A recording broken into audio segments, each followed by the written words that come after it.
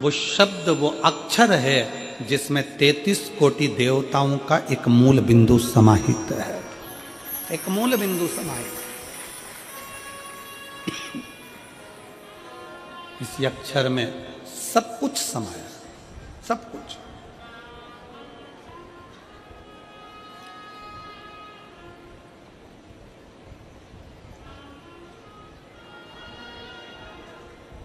जब हम भगवान शंकर का पंचाक्षर मंत्र का जाप करते हैं, षडाक्षर मंत्र का जाप करते हैं, ओम नमः शिवाय, जब हम अपने मुख से उच्चारण करते हैं, तब ये मानकर चलिए कि आप सभी देवताओं को अपने पास में बुला लेते हो।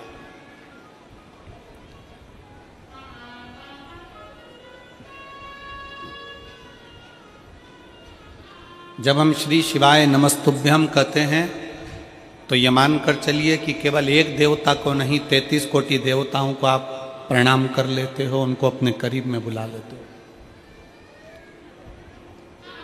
पहले एक नियम था,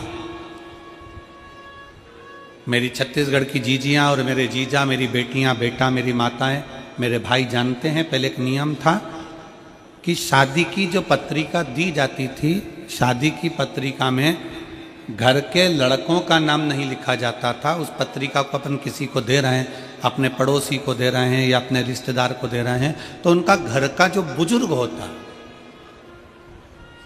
घर का जो बड़ा होता, पत्रिका उसके नाम से दी जाती।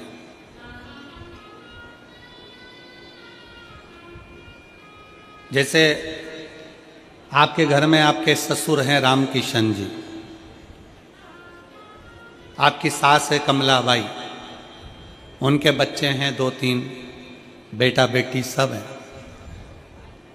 तो पत्रिका देने वाला जब पत्रिका देता था, पत्रिका देने वाला जब पत्रिका लिखता था, तो उसमें बच्चों के नाम नहीं लिखता था, उसमें पत्रिका के सबसे ऊपर रामकिशन, श्रीमान रामकिशन जी सापरिवार। बोलो देखा है कि नहीं देखा है आप लोगों ने? उसमें लिख दिया उनके घर का जो बड़ा व्यक्ति है उसका नाम लिख दिया श्रीमान ये और सपरिवार। इसका मतलब क्या हुआ कि हमने रामकिशन जी को पत्रिका लिखी है, तो रामकिशन जी के बाद उस पत्रिका में सपरिवार लिख दिया।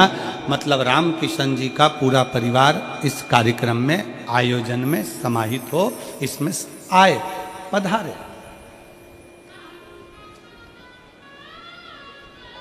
जब हम और आप श्री शिवाय नमस्तुभ्यम कहते हैं, जब हम और आप श्री शिवाय नमस्तुभ्यम बोलते हैं, तो जो देव अधिदेव महादेव हैं, देवताओं के भी जो देव हैं, पितरों के भी जो देव हैं, गंधर्वों के भी जो देव हैं, किन्नरों के भी जो देव हैं, अप्सराओं के भी जो देव हैं, पक्षियों के भी जो देव हैं, पशुओं के भी जो देव हैं, वो देव अधिदेव महादेव को श्री शिवाय नमस्तुभ्यम कहते से ही कि हे शंकर मैं तुम्हें प्रणाम करता हूँ, उसका मतलब ये होता है कि सारे देवताओं को एक साथ प्रणाम कर लिया जाए।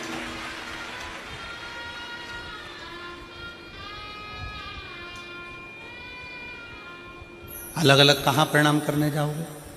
अलग अलग कहाँ निवेदन करने जाओगे? एक साथ प्रणाम कर लो।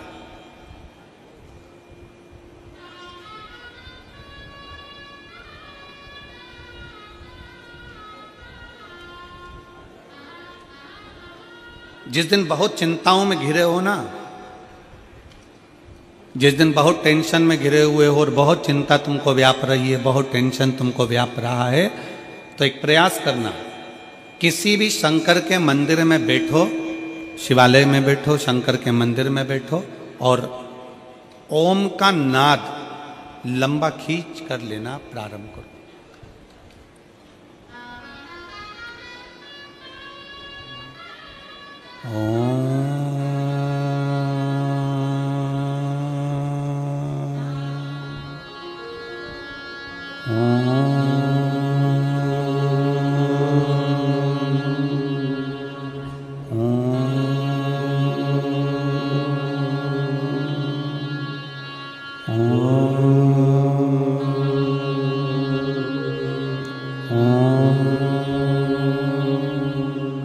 जिस दिन बहुत ज़्यादा टेंशन हो, डिप्रेशन हो, परेशानी हो, चिंता हो, उस दिन महादेव के मंदिर में बैठकर 2 मिनट, 1 मिनट, 1.5 मिनट ओम का नाद लंबा खींच कर लो।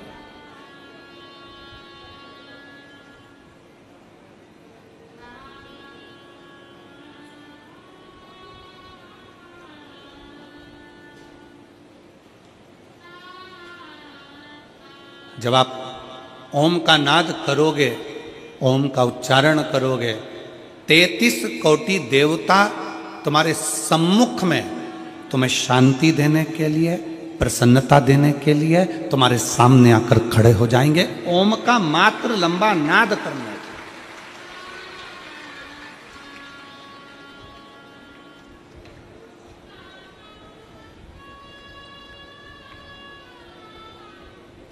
घर से निकल कर जा रहे हो,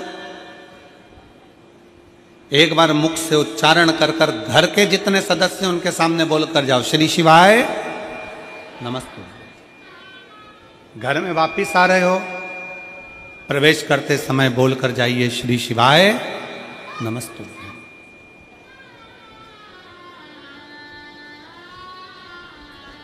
कथा सुनकर जा रहे हो, आसपास में जिसके बैठे हो उससे बोलकर जाओ, श्री शिवाय नमस्तुभ्यम।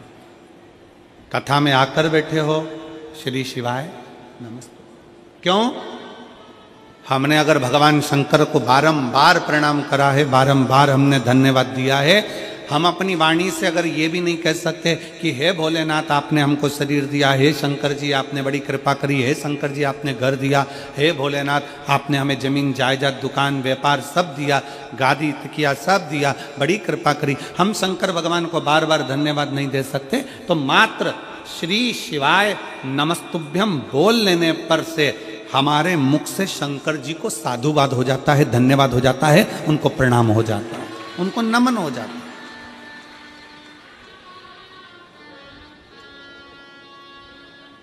और श्री शिवाय नमस्तुभ्यं,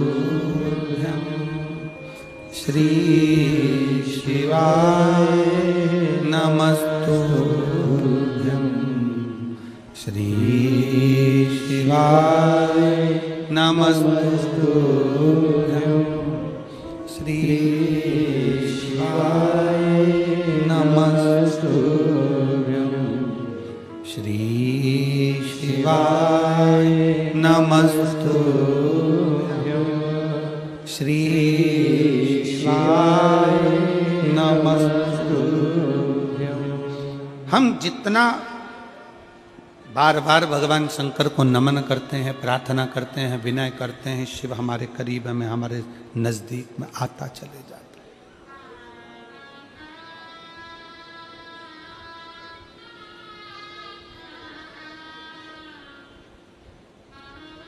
कोई घात हुई, कोई घटना हुई, हमारे वहाँ एम्बुलेंस को बुलाने के लिए 108 नंबर लगाना पड़ता। एक्सीडेंट हो गया, 108 डायल करिए, बुला। यहाँ पर भी शायद एम्बुलेंस को बुलाने के लिए 108 ही होगा डायल करने के लिए।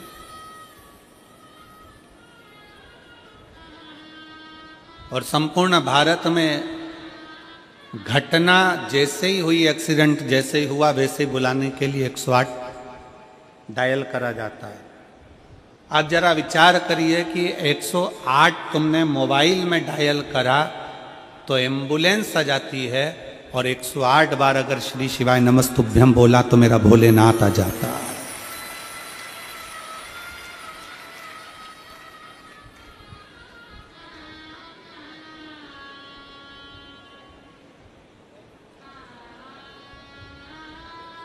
माला किसी की भी जपो, आप राम की माला जप रहे हैं, राम जी की जपें, आप भगवान कृष्ण की जप रहे हैं, आप कृष्ण की जपें, माँ भवानी की जप रहे हैं, माँ भवानी की जपें, आप दत्त की जप रहे हैं, दत्त की जपें। आपका जो इष्ट देव है आप उसकी माला जपें, मना नहीं। माला किसी की भी जपें, पूजन किसी का भी करे,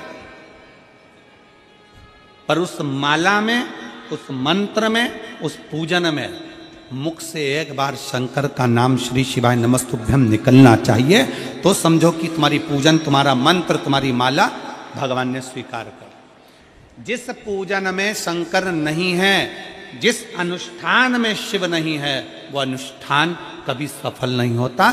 जैसे दक्ष प्रजापति ने शंकर भगवान को यज्ञ में नहीं बुलाया और यज्ञ करने के लिए तैयार गए।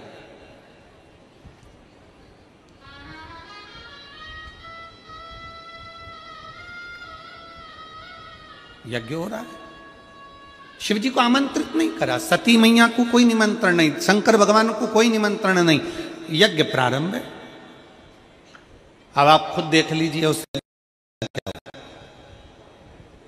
जिस यज्ञ में शंकर की आहुति नहीं, जिस यज्ञ में शंकर का स्थान नहीं, जिस मंत्र में भगवान शंकर की स्तुति नहीं, जिस पूजन में शंकर भगवान का नाम नहीं, जिस माला में शंकर का नाम नहीं, समझ लेना कि वो ना मंत्र, ना माला, ना पूजा कोई सफल नहीं होती। पूजन में शिव का नाम होना जरूरी है। माला किसी की भी जपो, एक बार मुख से श्री शिवाय नमस्तुभ्यम, नमः शिवाय, ओम नमः शिवाय बोलना जरूरी है। महामृत्युंजय शंकर को याद करना जरूरी है, तो समझो कि तुमने जो माला जपी वो सफल हो गई, तुमने जो पूजन करी वो सफल हो गई। शंकर के नाम के बिना, शंकर की पूजन के बिना, शंकर की स्तुति के बिना, शंकर के नाम उच्चारण के बिना तुम्हारा पूजा निष्फल है, उस पूजा का कोई फल नहीं।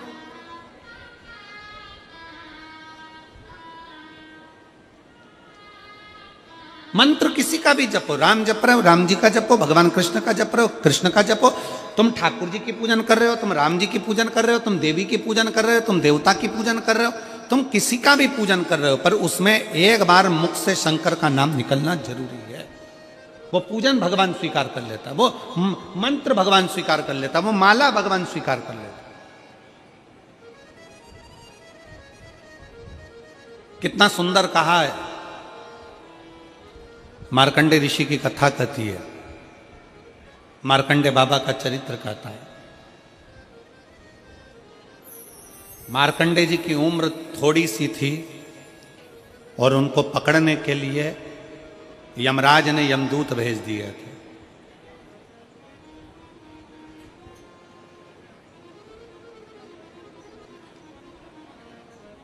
मार्कंडे जी की उम्र थोड़ी सी थी,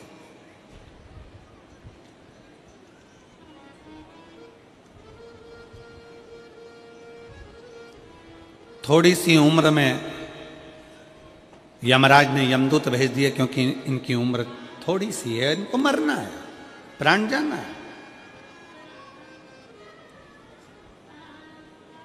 मार्कंडे जी के पिता मार्कंडू जी ने अपने बेटे को सिखा दिया था कि शंकर की स्तुति करना, शिव का नाम लो। जब डॉक्टर बोल दे कि तुम्हारी अवस्था कम है, तुम्हारी उम्र कम है, डॉक्टर बोल दें कि तुम्हें मरना है, डॉक्टर बोल दें कि अब तुम्हारे प्राण जाएंगे, डॉक्टर बोल दें कि तुम्हारी उम्र कम है, तब एक काम करो कि शंकर की स्तुति करना प्रारंभ करो। मार्कंडू जी ने मार्कंडे जी से कहा, पिता ने अपने पुत्र से कहा कि शिव की शरण जा, शिव की भक्ति कर।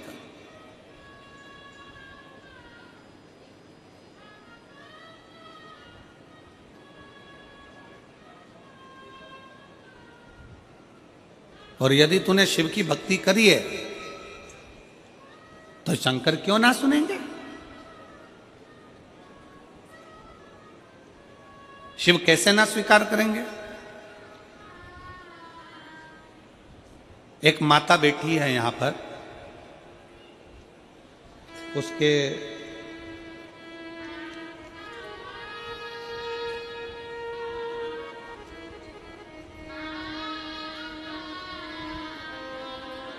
शंकर जी की पूजन करती है, शंकर जी की अनुष्ठान करती है। शंकर जी को जब से शिव महापुराण की कथा सुनना चालू करा, उसने शिव जी को इतना मान लिया कि शिव मेरा पिता है, शंकर मेरा बाप है। उसकी लड़की थी, और डॉक्टर ने कह दिया था कि अब तुम कोई चांस ना ले, तुम्हारे को बच्चे नहीं होंगे, बच्चे के लिए चांस ना ले।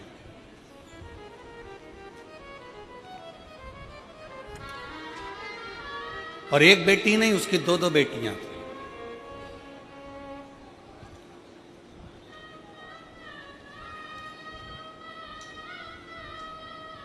उसने कह दिया अपने परिवार वालों से कि डॉक्टर ने कह दिया कि मुझे अब औलाद नहीं होगी, संतान का चांस नहीं लेना है, मेरे को 2 लड़कियां हो गई।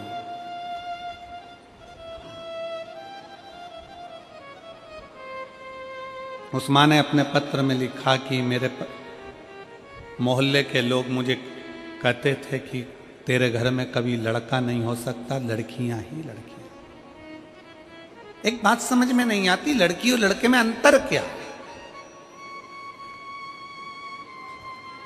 लड़का एक कुल को तारता है, पर लड़की तो 2 कुल को तारती है ना, एक अपना मायका और एक ससुराल।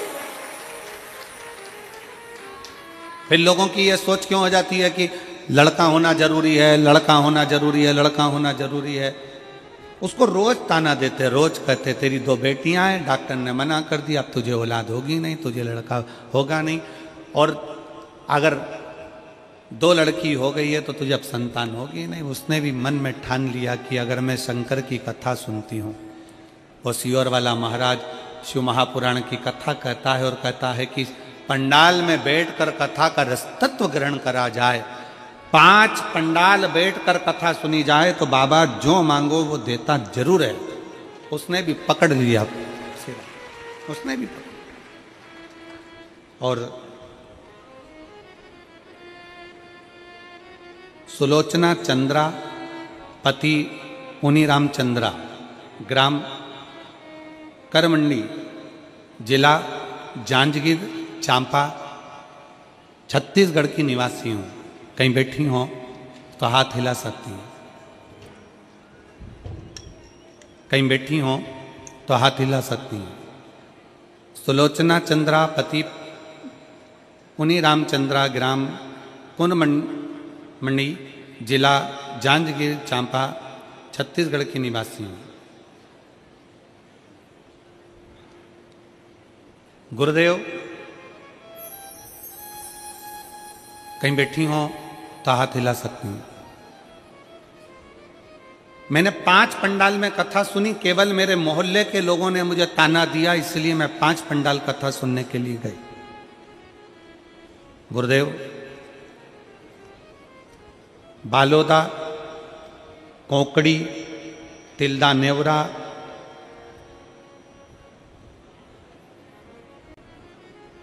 और भी 2 स्थान पर हमने कथा का रसपान किया। 5 कथा जब पूर्ण हुई तब मेरा गर्व ठहरा। हम डॉक्टर को दिखाने गए तो डॉक्टर कहता है कि ये हो नहीं सकता कि तुम्हें औलाद हो जाए, संतान। संतान का सुख, गर्व ठहरा।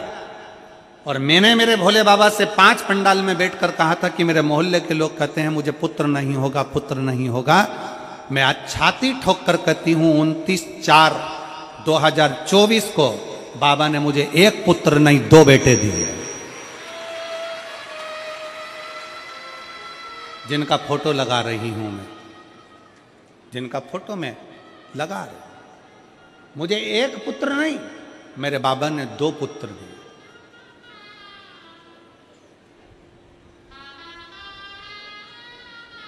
अगर दोनों बेटों को लेकर आई हो तो व्यासपीठ पर लेकर आ सकती हैं। अगर कहीं बैठी हो, सुलोचना चंद्रापति पुनी रामचंद्रा, करमणी, जिला जांजगीर चांपा से अगर कहीं बैठी हो तो दोनों बेटों को लेकर आ सकती हैं। शंकर का भरोसा किसको कहते हैं?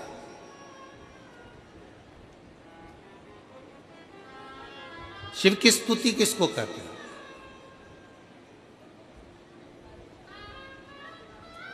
मार्कंडू जी ने मार्कंडे जी से कहा कि तुम शंकर का नाम जाप करो, तुम शिव का स्मरण करो, और अकाल मृत्यु वो मरे जो काम करे चंडाल का, काल उसका क्या बिगाड़े जो भक्त हो महाकाल का। जो शंकर की आराधना में लगा रहता है, शिव की स्तुति में लगा रहता है, शंकर के गुणगान में लगा रहता है, शिव नाम में लगा रहता है, उसको क्या सोचना, उसको क्या विचार करना।